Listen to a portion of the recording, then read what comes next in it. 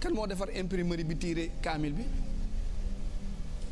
kan moo ko defar. ma ne kan moo defar imprimerie bi tiire kaamil bi.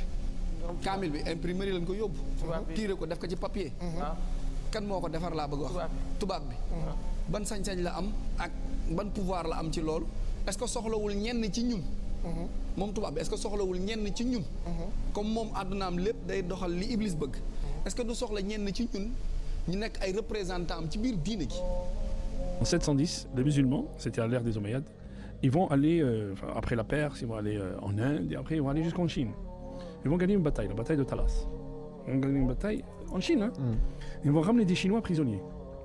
Ils vont ramener des Chinois prisonniers jusqu'à Bagdad. Pour gagner leur liberté, prisonniers chinois, ils leur disent, il faut que vous nous donniez la technique, transfert de technologie, il faut nous donner la technique de la fabrication du papier. Et les Chinois, ils vont leur apprendre la fabrication du papier. On est en 700.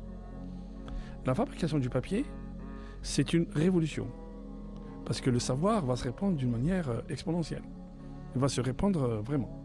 Donc le papier va circuler entre Bagdad et ce qu'on appelle le Maroc actuel.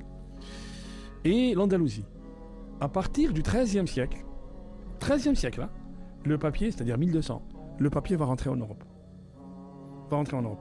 Alors que dans le monde musulman, on a développé tellement de techniques, c'est là où on commence à peine en Europe, au XIIe siècle, à connaître le papier et à transmettre le savoir.